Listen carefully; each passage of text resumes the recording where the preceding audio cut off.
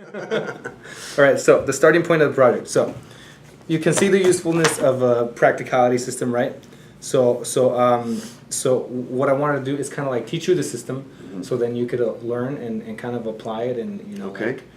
you don't necessarily have to believe it, but just kind of like take it into consideration and Yeah. see what you can get from it, Yeah. Yeah. All right. So the starting point is this: that practicality, in its essence, is pain management. Okay. And it's finding equilibrium. So pain management, as in, practicality, all it is like first you have a desire and you want to achieve that desire, right? Yeah. So it starts off as kind of like a nuisance. It's kind of like a discontentment, right? Yeah. Yeah. Some kind of disequilibrium, and you have to find the equilibrium. Yeah. I generally agree with that. There's something I might want to poke around with the definitions on about that. Yeah, go ahead. Because it seems to me that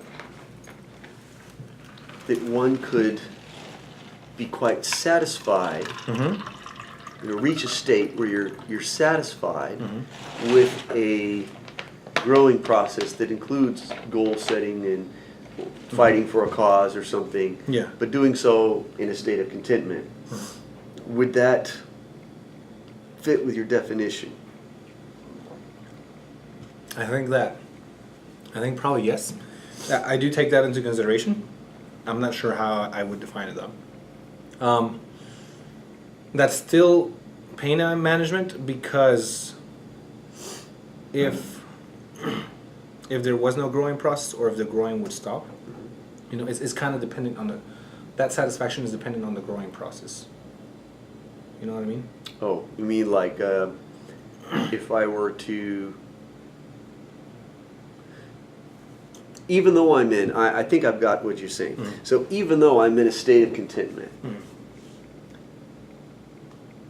part of why I'm staying in the state of contentment is because I know that pain results from, to myself and others, from straying from that path. Yeah. Okay. So if you were exactly. So if you were to stray from that path, that would be pain in the way that you manage it. So in this definition, even if we imagine from a Christian worldview, where specifically more like a conditionalist worldview, saying that there's a time when evil no longer exists, and we're roaming around the universe doing pleasant things. Okay, that's relevant. But nevertheless, according to that view, even you are, by your own witness and experience, protecting the universe from the resurgence of evil. Yes. That would still be pain management. Okay. And I'm so glad you got into that. Oh my gosh. I do have an answer to that. That is answered in my primary project. Right? Yeah. Very good. And see, this is why definitions are so good, because I know that there's probably, if this is going on YouTube, there's probably people who are disagreeing with you, jumping up and down inside themselves, right up until that point. Now they're like, well, okay. Yeah, exactly. Yeah, so there's a lot of that. And I already made videos of where I explain that, the terms that I use, I'm not really going to define, because I don't really care. I need to start watching your channel. So as far as heaven, I do explain what heaven is in my primary project, or I don't say heaven like from a particularly Christian point of view. I just imagine kind of like this, just like general Nirvana, whatever you want to call it, ideal state, Sure. And that would not involve pain management. It would not involve pain management. It would not involve constantly protecting from evil. And this is different than from the scenario I just described. Yes, it is. It's interesting. Well, I'll have to listen to it. Yeah. Are you not growing in that one? Oh, that one's already set. Yeah, once you're in Nirvana, right? Or according to how you described it, or is that something that we should put on hold for another discussion? Yeah, that's something completely I'm curious different. about how you broke that down in Dude, oh man, when I found out the meaning of life, that was a big step. That was necessary. Anyways, so pain management, right? So that's kind of like the first part. That's kind of this description. Starting point practicality is finding equilibrium within yourself. Like, because when you have a goal, that means you want to achieve something. That means that something needs to be done. And practicality is being able to do it most efficiently. Okay. Then the second is kind of the second part is kind of like I forgot what I called it. It's kind of a rule that you have to go by. Whether it's true or not, whether this is a description of an accurate description of reality, if for the sake of practicality, you have to believe that the state of mind dictates the state of affairs, and not the other way around. State of mind dictates the state of affairs. Yes. So the state of mind dictates the state of affairs, and you have to believe that for the sake of practicality. You have to, whether it's true or not. You know, culturally, we believe that the state of affairs. You know, you talk to anybody in the street, even if they don't believe this consciously, they live by this, that the state of affairs dictates their state of mind. Yeah. You know? Yeah, I think, I mean, I back when I first discovered the Stoics, and it's just, you know, since I had some exposure to Buddhism before the Stoics, but I really fell in love with the Stoics and the way that they, you know, Epictetus, for example, talking about how, you know, enjoy your house like someone renting it. So you enjoy it while it's there, and when it's gone, you're not worried about it. So you don't let a certain kind of, you know, clinging to the external world determine your state of happiness. Or Marcus Aurelius, I enjoy a lot of things he says. And of course, I found in Hindu philosophy tons of stuff. There seems to be a certain insight that a lot of people share, regardless on where they differ in cosmology and so forth, where basically we are in control of whether we are happy or not. Yeah. Now, I'll say responsible. A slight difference here, because in the Christian worldview,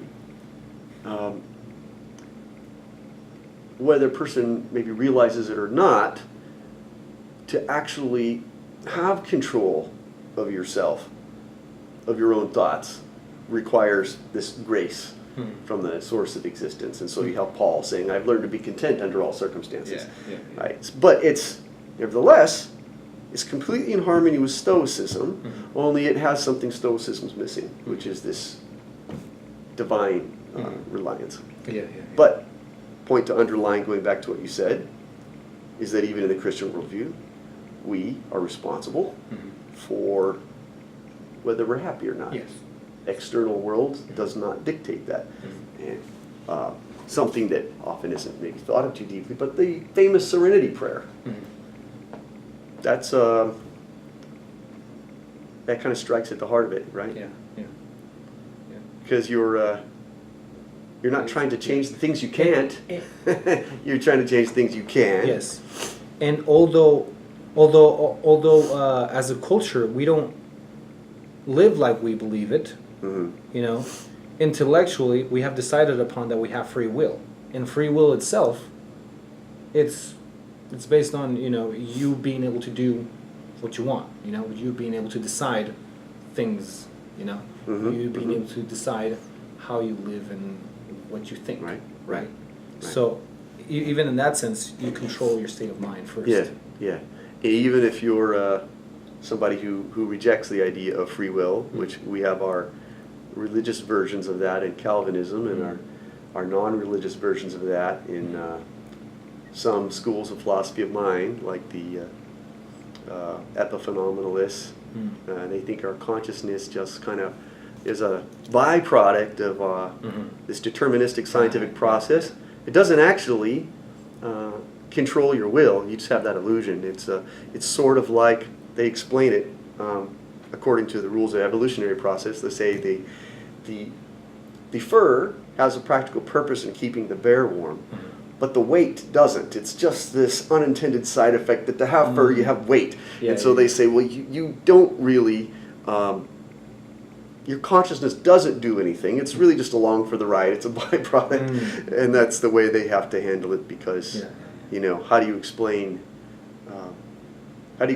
free choice if we live in a completely physicalist universe where everything is predetermined by something else?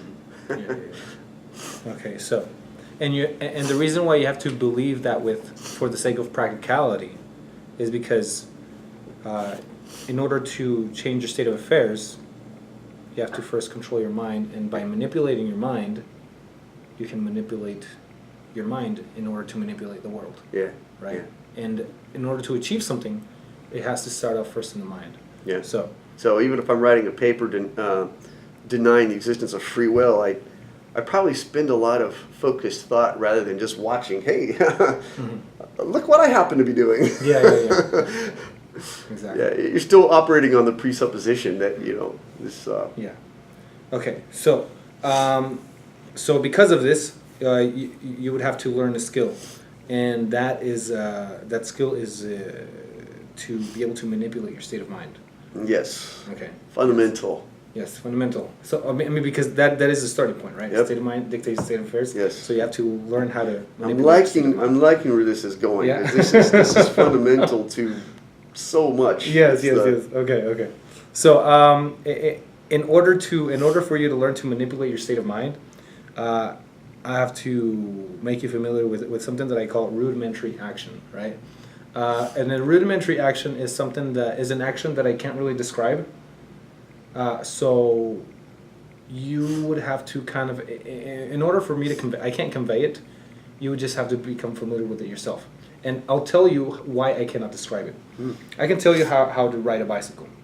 Yeah. And in order to ride a bicycle, you put your hands on the steer, on the handles, and you put your feet on the pedals, right? And you push the pedal, well, depending on which one's higher and which one's forward, you push the pedal forward, above, you know, it would be clockwise for the right one and counterclockwise for the left one. And so you ask, okay, well, how do I push the pedal forward? It's like, well, you use your muscles. And then you ask me, well, how do I use my muscles? Then I tell you, okay. I see. So we're working backwards more and more. How do we do that? How do we do that? Yes, until finally we come to a rudimentary action. The very impulse from the mind. Yes. And that's what I call rudimentary action. And that I cannot explain. It's something that I cannot explain it to you if you're not already familiar with it, right? Yeah. If you ask me how to use your muscles, well then you send a signal to the muscle, and then. But rather, when we talk to people, we assume that they've had the experience, and we say, well, you know, when this happens, yeah, I know. Okay. Yeah. So you know, in another example, and I'm sure you already understand it, but I'll just mention it. You cannot explain what the color red looks like to a blind person, right? They would have to have the experience first, and then after they have the experience, you would be able to talk about it. Yeah. Right. So this is a rudimentary action. It's something that I can explain. Is you just have to become familiar with it. You know what that reminds me of? I don't know. I think philosophy of mind is probably something that you end up touching on intentionally or not quite a bit, because you're dealing with the mind. But there's this kind of the famous thing, what Mary didn't know. You know, so she's in this thought experiment. She's in this this room.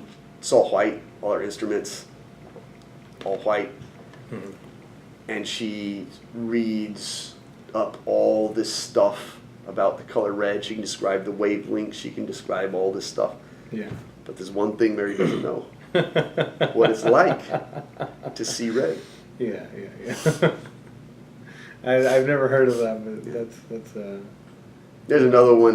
Where's that from? With Nagel and what it's like to be a bat, and there's a few things like this classic philosophy of mind thought experiments.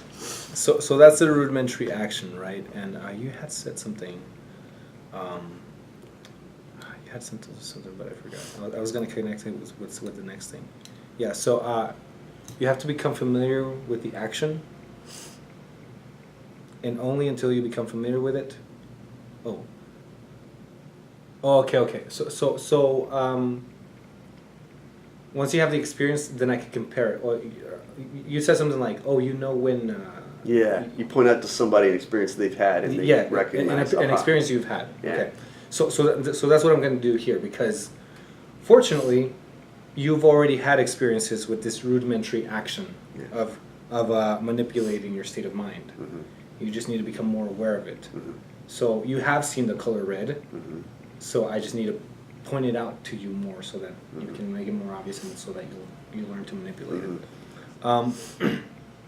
And basically the skill is this rudimentary action, this skill that you need to develop is you start off by becoming familiar with your emotional limbs, right? Yeah.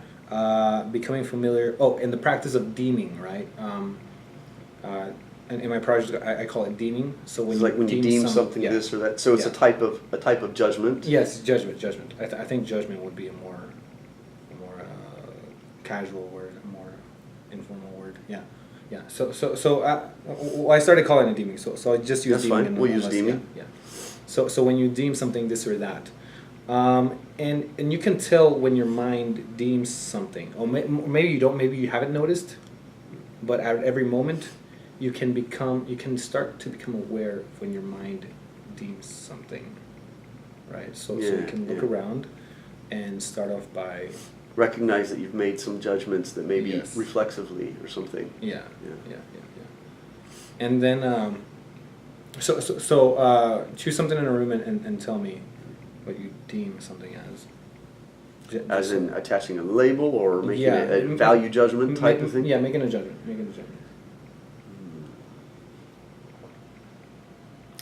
The tablecloth, I tend to relate more negatively to them than other people. It seems to me like work.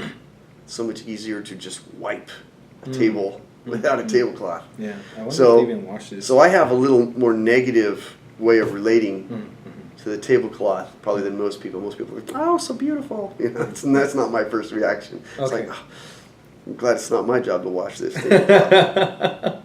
Okay, so that's a negative value judgment. Let's go with something more, let's say, more objective. More objective. Yeah. To make it more difficult, but then it'll get more of a point across.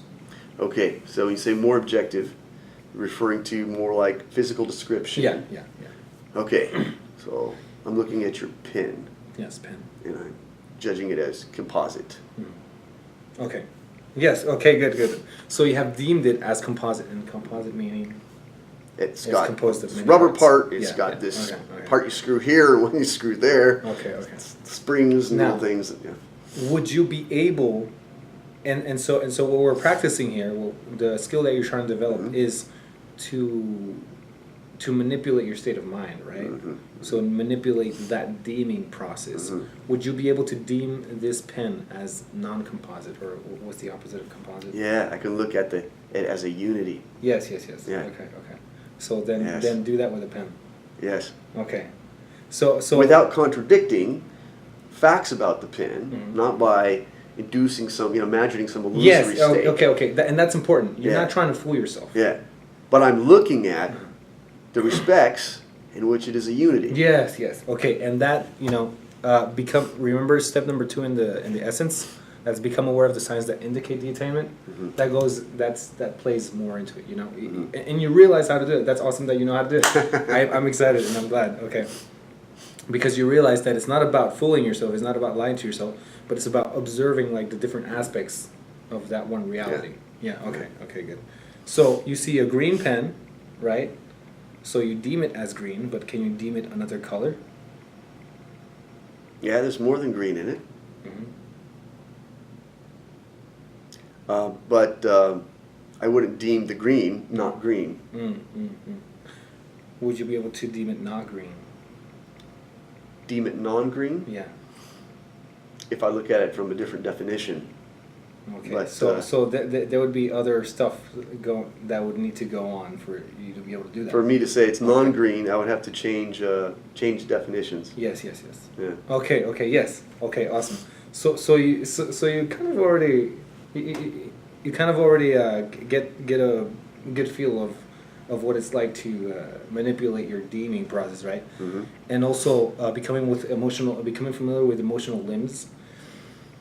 That's kind of like the reason I describe it like that is because you kind of when you have a certain emotion, you can feel it. Every emotion has an emotional signature, and this is something that I've observed. You know, like sadness. There's certain sensations around your face that make you tear up, right? Okay. There's certain heaviness. Right. Sometimes depression is like heaviness in your limbs, right? Different physiological things. Yes. Okay, so those are what I call like kind of like the emotional limbs, like the chest. Okay, that's what you're saying. Yeah. The different parts And of it. interestingly, there's and I believe this is much to a lesser degree than, let's say, breathing. But what I'm going to say is that controlling the physical symptoms tends to have a reflex on the mind, because part of our emotional experience is that we tell ourselves we're having an emotional experience. We look at it and go, wow, look at that. That anxiety that I'm having right now. So we spotlight it, and we're telling ourselves, oh, I'm anxious.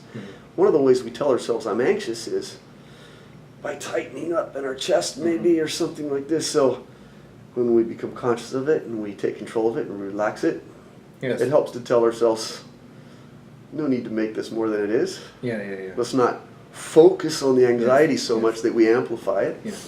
And of course, breathing is way more important than that, because we have some other things that breathing will do for us. I am so glad that you're already familiar with this. It seems like you already know this part. And well, inner engineering is a powerful thing. I mean, as the proverb says, well, we can find several places in Scripture that say it different ways, but greater is he that ruleth his own self than he that taketh the city. So really, I think in the West, we've become almost blind to any overlap with the topics of Eastern philosophy when we look at our Scripture. But it's really not so. It's not so much a wall between two totally separate worlds. So it's okay, good. So you're already familiar with this, so we can just like breeze through it. And I think we're talking about it just to like kind of explain it, I guess, for the video. But yeah, it's awesome how you're already familiar with this, and I could just breeze through it. Right. So here's the terms that you need to learn, dude. And I'm pretty sure. Just to kind of like these are things that you need to be familiar with in order for you to be for you to understand the project. But I'm pretty sure that we'll just be able to breeze through this. Okay. And it's a long list. So I'm not sure. Do you want to read through them, or do you want to? Because of you're already familiar with a lot of this. Okay. I'm pretty sure we'll just breeze through it. If not, if you were somebody else, I think I would choose like some more the most certain essential highlights. ones, so we can move forward. And then after we move forward, then I'll choose like the other essential ones for the next step. You might want to, just for your other listeners out there, spend time on some of them that you want to highlight a bit. Sure. Or we can do it in the next video. Up to you. I mean, let's just breeze through it, because my first goal is to like breeze through it and see kind of like catch the big things first, and then like work on the details. I generally like